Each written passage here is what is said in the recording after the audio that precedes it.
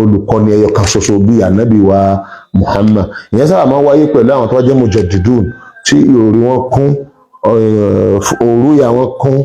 mùhímà wọn kún, ní tí wọ́n fẹ́ ṣe wọ́n fẹ́ bú ìdíwọ́ mọ̀ ni ẹ̀jẹ̀ ní sẹ́. Ìyẹn ọlọ́run ní máa píkì irú wọn ni máa lò wọ́n ẹyọ kan náà wọ́n sì máa jẹ́ ẹ̀jẹ̀ ní sẹ́. So tí gbogbo ìwọ̀n àkójọ pẹ̀lú wọn. Tá a bá rí irú ẹni bẹ́ẹ̀ tí wọ́n ti rú dáwà ńlẹ̀ Yorùbá àlè gbogbo àwa tá a nílà kẹta ní ẹ̀wá dáa tá a bá ti jọyìn rẹ̀ á ṣàṣeyọrí gbogbo Yorùbá ó jẹyọ kan òun ló sì dáa jù tó ló easy láti mú fún wa kó lẹ́fù kan lọ sí lẹ́fù kejì lọ sí lẹ́fù kẹta. Sometimes èyí tó jẹ́ ṣúra institution yẹn ìyẹn ni pé ṣúra leadership ẹgbẹ́ ìṣe ìyẹn kì í sábà rọrùn pé wọ́n lè tún jà wọ́n fọ́nká ẹgbẹ́ ìṣe ṣùgbọ́n níbi tó yẹ pé àwọn followers ohun kan náà ni wọ́n ń gbọ́ so idea wọn náà máa jẹ́ one idea ètò wọn náà máa jẹ́ one kíni organization ibẹ̀ yẹn unity rẹ̀ máa ń le ìyẹn ó lè wọ́ gbogbo ilẹ̀ Yorùbá ó lè wọ́ rẹ̀ ìṣẹ́ṣẹ́ táwọn onílà àkáì àtàwọn wíìzù tí wọ́n ní tòmọ̀tán bá jẹ́ rẹ̀ láti ustaziya wàhùn náà ka sóòrọ̀ ìyáda tó sóòrọ̀ ìyẹn ni pé ìtàn pé ní ìsìnkú ẹ̀yà fáwa ẹ̀kúra yín jọ ẹgbẹ́ náà ṣe tẹ́bá kúra yín jọ tán tẹ́fẹ́ ní kùtẹ́ẹ̀dẹ̀ organize ara yín ẹ̀mẹ́nìkan nínú yín kẹfì ṣe chairman ìyáda sóòrọ̀ ni ẹgbẹ́ náà ṣe so bẹ̀tún náà lè wọlé Yorùbá rìn tọ́lá àǹfààní tó ṣe yóò ṣe kí ni ọ̀pọ̀ ọwọ́ àlè mọ́ lè wọ́ wa dáhùn level kan nítorí bí ìlú eré àtàwà bó ṣe rí oríṣiríṣi ọ̀tá la ní oríṣiríṣi àwọn èèyàn náà la ní again tó ń challenge wa we have international challenges we have local one again we have Christianization tó fẹ́ gbọ́n àtúnrí tribalism náà tó náà even àwọn Zionists they are working there again so níbẹ̀ yẹn we need only one man to lè face irú challenges rẹ ibi tí sùúrọ̀ tí wọ́n ń work wọn náà níbi irú àwọn Saudi Arabia mi tẹ́ pé àkọsọ́tà kàtọ́ lọ títí rẹ̀ sùúrọ̀ leadership lè ṣe kí ni o lè work in bẹ́ẹ̀ against it ṣùgbọ́n níbi irú bí àti pé bẹ́sẹ̀ ìjà gbọ́dọ̀ borí agbẹ́bọ́dọ̀ ṣe máa ń ṣe o ustazia ni wọ́n sábà kí ni wọ́n sábà rọrùn ṣùgbọ́n ìta bá rí káàrí ilẹ̀ Yorùbá we still need it I need it ẹ jẹ́ ká organize ẹ̀ ẹlẹ́ẹ̀kẹta tọ́jọ́ level àlùmọ̀ ni ẹlẹ́ẹ̀kejì tọ́jọ́ level àlùmọ̀ ni pé kí wọ́n move wa from listeners àkàngbọ́n ní báyìí káàkiri kan wá jìnnà so táwa ti jìnnà tá a di professionals from listeners group kọ́ lọ professional kí ni o groups so ẹni pé káwọn mùsùlùmí á gbádùn wọn gbádùn lẹ́yìn báyìí o because over 90% lẹ́yìn báyìí sì ní èdè kan bá sọ̀rọ̀ kan kọ́ lọ kẹ́kọ̀ọ́ kọ́ lọ lágbọ̀ọ́yé so ibi tá a bá ti rí over 90% 10% ò lè wọ́ wọn a ní ìdí kí òǹkà wọn tí ó da ó tún gbé pẹ́ẹ́lí sí kódà tó bá di 20% hope level nù hope level nù báyìí pé 10% la bá rí tó gbádùn ẹrù nù hamlin wọn ní ẹrù ń bẹ lórí yín àwọn 10% lọ gbàgbọ́ yín tabari 20 á ní hamlin ìyẹn ni pé hope sí wa pé 20% ó lè dé 20% ó lè move forward háàfù tàbí ntọ́ra kọjá háàfù onílédè ìyẹn nípa àwọn tó gbádùn wọ́n ti tó lájà aráàlú àbí wọ́n ti ra gbé pẹ́lú ju ìlàjì lọ so àwọn tó gbádùn yẹn wọ́n lè lead tọ́lẹ̀ tó gbádùn ẹ̀ lè fi wúyẹ̀ yẹn àwọn tó sì kéde tí ọ̀gbádùn bẹ́ẹ̀ tí ilẹ̀ Yorùbá 10% gan a lè rí tó gbádùn ntọ́pọ̀jù nínú mùsùlùmí kọ́ mọ́ kírun àbí kọ́ pé òun lásán nìkan ló kù ní ara rẹ̀ gbogbo àwọn Islam yòókù wọ́n ti já kúrò lára rẹ̀ wọ́n gbádùn bíbá ẹ̀ rárá àwọn nǹkan òye wọn tọ́lẹ̀ pé irú àwùjọ báyìí ni káà sì sọ̀rọ̀ fatuwa à ń sọ̀rọ̀ sọkúsọ ọ̀nàmà abáfẹ́ máa gbọ́ fatuwa nírú àwùjọ yìí títí dọ̀tún la mẹ́wàá fatuwa tí wọ́n máa takora wọn láàmà gbọ́ ní fatuwa gangan ẹ̀rọ àwọn yòókù tẹ́ ń pè fatuwa kìí sí fatuwa àwọn ọ̀rọ̀ sọkúsọ ọ̀rọ̀ àwọn aláìmọ̀kan àwọn onímọ̀ ni wọ́n máa ń sọ fatuwa àwọn onímọ̀ bẹ̀rẹ̀ tí wọ́n máa ń sọ fatuwa wọ́n á máa ń takora wọn fatuwa wọ́n máa ń da ìlú rú tí wọ́n bá ti rí authority tí ó unite wọn kí wọ́n lè jẹ́ pé wọ́n moderate ọ̀rọ̀ tí wọ́n bá máa skinny táwọn máa sọ tẹ́ bá kọ́ àwọn onímọ̀ tẹ́ bá kó mẹ́wàá péré lẹ́ẹ̀dẹ́ sí wọn ọ̀tọ̀ọ̀tọ̀ ni wọ́n máa sọ̀rọ̀ ká tó ń bèèrè 100,000 star nílẹ̀ Yorùbá ìsọkúsọ ni ọ̀rọ̀ wọn náà padà dà yọ́dà gẹ́gẹ́ bí ẹyẹ ẹ̀gbà ó kàlùkù sọ̀rọ̀ bílàtẹ́ rẹ̀ àti tó gbọ́wé pẹ̀lú ìmọ̀ tó síkẹ́ni tó ní tí sọ pé táwọn ẹgbẹ́ fatuwa gangan ni tẹ́ pé ọ̀dọ̀ àfáà láti máa rí fatuwa àkìrí fatuwa lọ́dọ̀ àwọn tẹ́ ń pè ọ̀rọ̀ wọn fatuwa aláìmọ̀kan ìsọkúsọ ni máa sọ àwọn àfáà náà máa ṣe fatuwa lọ á lè máa dà á láàmú kí fatuwa yìí kọtakò yìí kéyọ̀ takò yìí àbíkálù ní ọwọ́ gbó bí fatuwa wọn ni wọ́n gbó and the course rí mi pé ẹni tó sọ̀rọ̀ onímọ̀ ni ó lè wọgbó ó lè má rẹ̀ rí kọ́ sọ̀rọ̀ kó sọ ẹgẹ́nsìn so ìyún àmọ́ rí yóò àmọ́ dà wá láàmú tó wá dà wá láàmú moderation ni àwọn yẹn nídìí kán rí authority tó máa moderate kí ni o fatwa wọn tó máa sọ pé wọ́n ni ó sọ̀rọ̀ wọ́n mọ̀ sọ̀rọ̀ ìlú wọ ìbádìísì lọ́mọ kí wọ́n fẹ́ mọ̀ sọ̀rọ̀ nípa lógàsì ìlú wọ kùránì lọ́mọ kí wọ́n fẹ́ mọ̀ sọ̀rọ̀ nípa sẹ̀ríàṣì ìlú wọ síra lọ́mọ kí wọ́n fẹ́ mọ̀ sọ̀rọ̀ nípa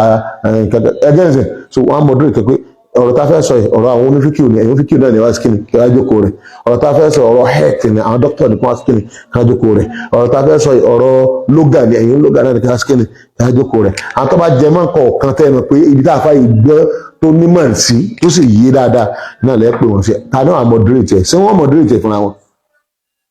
so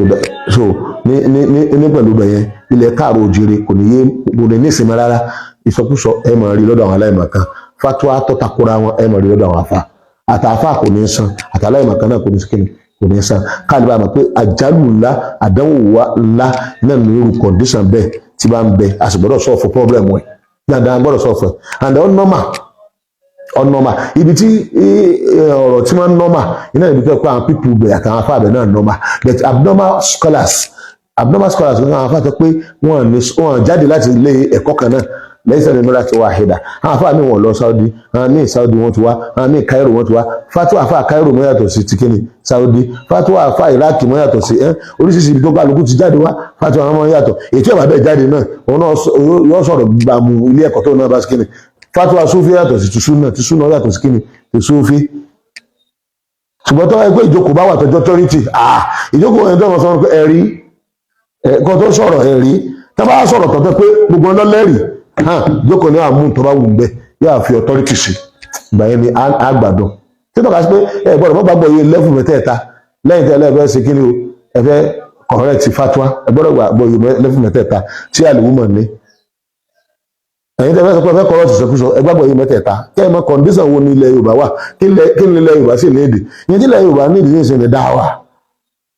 ó ní ìdí tarbiyya ó dẹ̀ ní ìdí tanzim dáwà tàbá pé àwọn èèyàn tàbá ilẹ̀ dáa lóhùn tarbiyya kárí wọn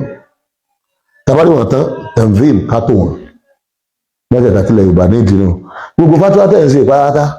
wọ́n máa sọ fatwa yín di fatwa yín àbí fatwa àjọ yín ọ̀rọ̀ fatwa dẹ̀ rí ní gbogbo ààyè tẹ́báríkẹ́ bá orígun mẹ́ta lóní al-mufti wà sahibul hamul hakimu wà sham nǹkan pè ní fatwa nìyẹn ibi tẹ́ẹ̀bá tí mẹ́tẹ̀ẹ̀ta dáwà lẹ́sẹ̀ láti pé fatwa bá ní báwọn ní fatwa lẹ́fẹ̀ẹ́sẹ̀ àbí àjẹ́ yí pé authority wa al-hakim wa al-hamir wa tó pé tó wá ti fatwa nǹkan òun náà sọ pé fatwa ni ẹ̀yà aráàlú ẹ̀ máa lò ẹlẹ́ẹ̀kejì wọ́n jẹ̀mú ẹlẹ́ẹ̀kejì ajẹ́ pé ìbítẹ́ tí wọ́n ṣe fátúwà àwọn aráàlú gangan mùsùlùmí ni wọ́n tí wọ́n sì rẹ́dì tẹ́sì ń gbọ́ràn sí authority lẹ́nu ibi tí ìlú bá wà tẹ́ pé wọ́n ṣe mùsùlùmí wọn ò ní gbọ́rọ̀ sí fátúwà wa lẹ́nu àti authority ti ń bẹ mùsùlùmí ni àmọ́ authority mẹ́mbẹ̀ authority ló ń wọ̀dà sí Islam bí Nàìjíríà authority wa ó ló ń wọ̀dà sí Islam ẹnu tó dá sí nìkan la lè rí lò kò tí ì fààyè fatwa lẹ̀ àwa la gbé fatwa kalẹ̀ lọ́dọ̀ ara wa pa àfẹ́mọ̀ sí fatwa nígbà bẹ́ẹ̀ ádámù tí ó pọ̀ ìyẹn lọ́fà sọ pé ibi ìjókòó tèmi lọ ẹ̀mí sọ fún yín pé lọ́dọ̀ àwọn àfáwà ìmọ̀ràn ẹ̀lẹ́à wọ́n sọ fún pé ẹ lọ́jà fún ìtìbẹ́nu òfin tí authority ti kéde tó ti àláwò a lè gbàbẹ̀ correct mẹ́nìtẹ̀ lẹ́gbẹ̀ẹ́ rẹ̀ náà á dẹ̀ tó máa bá ìgbìyànjú mi náà lọ tó lè jẹ́ kí fatwa sí kíni o kó ní mínì nílẹ̀ káàró òjèrè tó sì lè reduce ìsọkúsọ tá a bá rí ilé ẹjọ́ sẹ̀ríà ní wò lápòjú ẹ̀ látẹ̀kọ́ láti everywhere wọ́n lè máa gbé ẹjọ́ wá sí wò ibi ìjọba ní ó fún ọ authorize irú ètò ìsọkúsọ ní ìsìn tó ní kò sàjá ákàn ní ilé ẹjọ́ kó sọ fún pé kọ́mọ́ sọ̀rọ̀ mọ́ ilé ẹjọ́ sì pé kó tó di kó gbé fọ́ ọ̀dà ilé ẹjọ́ sọ pé mẹ́rin ẹ̀wà tí ọba ti rẹ́rìn mú wá gbogbo ilé ẹjọ́ sì dá pé kò gbọ́dọ̀ sọ̀rọ̀ mọ́ ọ̀rọ̀ tí wọ́n sọ tí ilé ẹjọ́ yẹn dá tó jẹ́ pé ilé ẹjọ́ tí gọ́ọ̀mẹ̀ntì gíní tó fọwọ́ sí ni wọn àbí dá kó sọ̀rọ̀ mọ́ ìgbà yẹn nílé ẹjọ́ yẹn wà sọ pé ẹ̀yìn àfà ẹ̀sọ́ tọkọ̀ rẹ̀ ti fáwọn èèyàn èyí ẹ̀ gbọ́dọ̀ sọ̀rọ̀ mọ́ ọfẹ́ máa bẹ̀sìn jẹ́ ní tí òsì inú ẹ̀ lọ́fẹ́ máa kíni lọ́fẹ́ sọ pé wà very simple ẹ jẹ́ ajá fún ìtì ń bẹ́ ńlẹ̀ kó káṣẹ kó ti kọ́ ẹ̀ system nìkan that is reality yóò fẹ́ dáhùn sàǹgùn ẹ̀ kàn waste time tí ọdún ọ̀tún náà mẹ́wàá àwọn afá alùsùn náà gan tí mo wé tí wọ́n bá kọ́ àwọn jọ àwọn èèyàn sọ pé fatiwa àwọn oníwọ̀n sí kíni ni wọ́n ń ṣe ẹ bá wù ní ọgbọ̀ mo sọ pé level tá a wà mí dáwà ká pè àwọn èèyàn ká bá wọn sọ̀rọ̀ public ká sì gbọ́ wa ká má yàrá lè gbọ́ wa ká wá rí wọn ká jẹ́ kẹ́kọ̀ọ́ wà lára wọn ká jọ mùsùlùmí àná lẹ́yìn náà ká wá tó wọn ìyẹn ni pé ká organize wọn àwọn ètò owó mọ̀ ń bọ̀ wá síbẹ̀ ní máa ń sọ̀rọ̀ owó mọ̀ ṣùgbọ́n bàbẹ́ ní bitalkhis ni pé level aláwọ̀kọ́ tí wọ́n nínú dáwà àti Islam ti àyíká pé náà lábẹ́ ṣe o bẹ́ẹ̀ tí wọ́n ń sọ̀rọ̀ fatiwa gẹ́gẹ́ bí jùsù kan nínú Islam wa ẹgbẹ́ àmì ibi tí nǹkan tí wọ́n bẹ̀rẹ̀ ò náà ni pé ká kọ́ra àwọn èèyàn bá sọ̀rọ̀ ká sì dáwà fún wọn ẹni bá wá dá wa lóhùn nígbà tá à ń ṣe dáwà ká rí àwọn tá a bá rí ká kí ni ká pín wọn fún iṣẹ́ tí wọ́n máa ṣe level táwa nù kò ṣe level mi kò sọ authority lásìkò yìí authority ti ń bẹ gan tá lọ́wọ́ lọ́ndà government wọ́n minimize ẹ̀ wọ́n ní lè awal shakhsiya personal law ni Islamic personal law bẹ̀tà lè rí lò fún ọ̀pọ̀lọpọ̀ nǹkan tabatẹ̀fẹ̀ máa fẹ́ máa amẹ́ndẹ̀ ṣe nígbà tó kọ́kọ́ lo ìtì ń bẹ nínú òfin náà àwa náà láàmà gbé àmà kọ proposal for government ẹ̀ tó bá ní fi kaba ẹ̀kọ́ ẹ̀ tó bá ní authorize lájínà tó lè fita ẹ̀ bá ní authorize ilé ẹjọ́ ó lè rìkọ́ ẹ̀sẹ̀ tí wọ́n wà lẹ́gbẹ̀ẹ́ ẹ̀ tí wọ́n ṣe ara nǹkan wa náà lẹ́tẹ̀ àti ẹ̀bẹ̀rẹ̀ láti bí ìtàn ti ẹ̀gbà ìbá bàbá wa kan tó ṣáájú lọ àwọn ni wọ́n ṣe tí òfin ṣẹ̀ríà fi wọ òfin Nàìjíríà nígbà tó òfin ṣẹ̀ríà ti wọ òfin Nàìjíríà yẹn tí ó sì wà ń bẹ ẹjẹ́ akọ́lù tó wà ń bẹ yẹn náà tàbá lò kí ló save north ibi ara nǹkan tó save north wọ́n ní structure nínú structure tí wọ́n ní náà ní Sharia court Sharia court ó mì pé gbogbo nǹkan tó wà jẹ́ mọ́ ọ̀rọ̀ Sharia o ẹgbẹ́ ní sẹ́ court tí wọ́n mọ̀ sí kéde tó wáyà lọ́tọ̀ sí èyí táwọn òfin sẹ́nétọ̀ tí wọ́n ṣe àwọn rẹ́ẹ̀pù sí òfin Sharia wọn àjẹ́ kó gbà iye ọ̀pọ̀ àwọn criminal something yẹn ẹ̀fì yẹn lẹ̀ ibi tọ́rọ̀ wá wà ní ìsìn ẹ̀tì ẹ̀fì yẹn lẹ̀ náà ibi tọ́rọ̀ wà ní ìsìn pé báwo la gbóyè wa yóò sọ wà unique tí onímọ̀ tọwọ́ bọ̀ àgbóyè so tá bá kúrò ní level tàbá ró lórí tí ó mú wa kúrò ní level listener wọ́n máa rí wa agbáwọn ẹ̀kọ́ kankalẹ̀ gbogbo àwọn àfáà tí wọ́n ń bẹ àwọn náà support ẹ̀ wọ́n fi kún wọ́n fi kún ẹ̀kọ́ yà lọ ìbẹ̀yẹn la máa ti ráhùn professionals ààrẹ muslim tó jẹ́ doctor ààrẹ muslim tó jẹ́ oníkùránì tó gbúdù ìkùránì aládìsí gbogbo ìmọ̀ àti ìmọ̀ ẹ̀sìn àti ìmọ̀ nípa ìgbésí ayé wa níbẹ̀ yẹn a máa organize ara wa àwọn tí wọ́n organize wọn fún different assignment ní wọ́n ń pè ní woman wọn organize ara wọn yẹn ni pé ara àwọn kàtà mójútó health wọn dá hospital lẹ̀ àmọ́ àwọn kàtà mójútó security àwọn kàtà mójútó ìtọ́jọmọ́ law wa wọ́n yẹ pé kóòtù tá a dé náà ni a lè manage ká manage àwọn tí wọ́n máa parí ìjà àwọn tí wọ́n máa security àwọn tí wọ́n máa mójútó education àwọn tí wọ́n máa mójútó health ní level yẹn àti kúrò ní listeners àti the kí ni professionals ìyẹn ni wọ́n máa ń pè ní woman ìyẹn ni pé àwọn yìí wọ́n lè lead wọ́n lè serve àwọn èèyàn lè jàǹfààní lára wọn so kọ̀yẹ́kọ̀yẹ́ pé mọ́sálásí lásán láàmà ọ̀rọ̀ institution mọ́sálásí nìkan láàmà ọ̀rọ̀ àbí institution ilé kéwù nìkan láàmà ọ̀rọ̀ institution law nǹkan institution health nǹkan health center anábì ní health center lásìkò tiẹ̀ gbogbo àwọn nǹkan yẹn pátá tá a bá dálẹ̀ ìyẹn làm jẹ́ leading group again is a professionals ìyẹn ni umma kóńtò ayélujára wò mọ́tò wòrí jáde náà wọ́n láyìn lẹ́dá àjò náà jọ àgbé kalẹ̀ fáwọn èèyàn tá a bá láà jáde báyìí ṣé mọ́sálásí lásán láà present mosque services and ilé-ike services ṣé náà làwọn provide fáwọn èèyàn sáwọn èèyàn ní ìdí wọ́n ní ìdí ẹnu èèyàn àbí táwọn èèyàn ní ìdí kọjá gbogbo èèyàn bóòlù àti fẹ́ jọ lẹ́gbẹ̀ẹ́ kiri yó àwọn christian àwọn control university wọ́n control technology wọ́n control àwọn náà ní internet àwọn náà nígbà wọ́n á ní káwà jáde sí wọn pẹ̀lú ilé-ike àti mosque nìkan nígbà tí ànábì àsálà ń jáde sí wọn pẹ̀lú ilé-ike mosque security mahkama ilé ẹjọ́ islam health center ànábì jáde pẹ̀lú health center ànábì jáde pẹ̀lú finance house baitul mal ànábì jáde pẹ̀lú wọn oríṣiríṣi program tí ànábì gbé kalẹ̀ ṣé náà là gbé kalẹ̀ méjì péré níbẹ̀ lẹ̀ Yorùbá yìí. So we need to move Muslim Ummah from lower level from listeners to the professionals. So taba move wọn dé professionals àwọn professionals yẹn lọ́nà máa ń gbé agbára fún àwọn woman lọ́nà máa ń gbé agbára fún àwọn woman lọ́nà máa ń ṣe both Muslim and non-Muslims ó kò rejecti lè náà tó bá ti ń dé èèyàn ẹni tó lè sáàfù yẹn ní woman kì í ṣe listeners so you still listeners in Yorùbá land Yorùbá Muslim are listeners till now and they must listen to scholars and then, but today wọ́n are listening tẹ́ ẹ bá ṣe wáàsí gidi lórí péjì wọ́n à ní gbọ́ ṣùgbọ́n ká pé báyìí bú yẹn ni àbẹ Frank ẹgẹ́sìn àbẹ ṣáṣọ kọ́kọ́ dàrú ẹ̀rí thousands followers lẹ́mọ̀ àti kíni wọ́n à síta àti listing àwọn ó ti gbó ó ti fúré sí ó ti gbá ni wọ́n ń gbọ́ ẹ lọ wo ìdánilẹ́kọ̀ọ́ tẹ̀ mọ́ mọ̀ pé ìdánilẹ́kọ̀ọ́ lónìí o lórí bá ṣe máa bí ànábì ṣe máa jẹun ìdánilẹ́kọ̀ọ́ lónìí o bá ṣe máa sìnkú ìdánilẹ́kọ̀ọ́ lónìí o lórí ọ̀rọ̀ ṣẹ̀ríà wọ́n à ní gbọ́ lẹ́sẹ̀ ní ìdánilẹ́kọ̀ọ́ lókè èsì ọ̀rọ̀ fún àfa àlàgbájá thousands lè máa rí tí n tọ́ka sí pé the level alákọ̀ọ́ta akọ́ nídìí ni pé ká mọ bá ṣe báwọn èèyàn sọ̀rọ̀ kán farabalẹ̀ àti gbọ́ ẹ̀sìn wọn yé wọn àgbọ́ yé o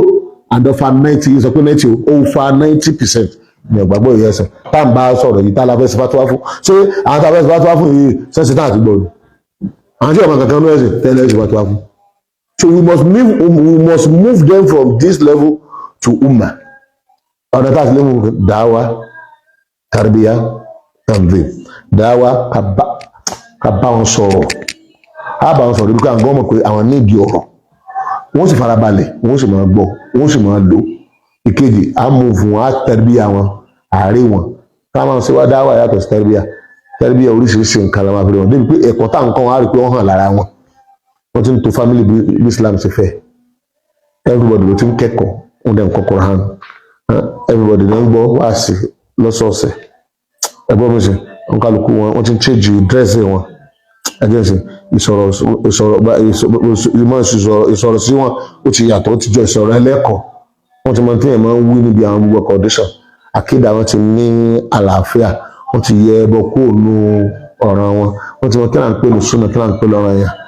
gbogbo àwọn kan yẹn àtibọ̀ wọn lára àti pé àrí at least 50% of them wọ́n ti farabalẹ̀ ẹ̀sìn ti yé so àwọn yẹn lẹ́gbẹ̀ẹ́ láti wá organize wọn kan jẹ́ human kò káàsì kó kà máa gbọ́rọ̀ lásán bóòlù àwọn náà sì fẹ́ wá yusuf tẹ́ ẹ pé wọ́n kàn jẹ́ receiver wọn ò ní jẹ́ deliver so wọ́n ti receive ẹ̀kọ́ tó kò kó deliver rẹ̀ àbí so ìgbà yẹn la máa organize wọn ẹ̀yìn ẹ̀ máa mójútó dáwà bí àlùkò náà ṣe organize wọn bí ànábì náà ṣe organize wọn àwọn kan bẹ wọ́n ń gba sàká àwọn kan bẹ wọ́n ń ṣe security àwọn kan bẹ wọ́n ń kọ́mọlẹ́kọ̀ọ́ àwọn kan bẹ wọ́n ń ṣe wáàsí àwọn kan bẹ task force ni wọ́n ànábì tí wọ́n gbé ìjókòó tó ń parí ìjà láti fi ń dájọ́ ọ̀sẹ̀ ẹ̀yà oríṣiríṣi health àwọn kan wà tó ń tọ́jú ẹ̀tọ́ bá síìkì ẹgbẹ́ mi sẹ́yìn yóò bá máa la máa organize wọn because mùsùlùmí kò gbọ́dọ̀ ṣe fẹ́ẹ̀dì kan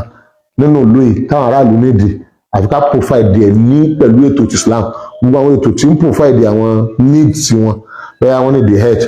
àwọn tó provide the health fún wọn ní fi Islam sí kápá àbálágbọ̀yé àwọn agbékalẹ̀ ní Islamic Health Service Islamic Education Program Islamic Security Islamic Court bá ń lọ àtò pẹ̀lú bẹ́ẹ̀ Muslim máa move kúrò ní ẹ̀jẹ̀ pé kò ní ìtumọ̀ nínú àwùjọ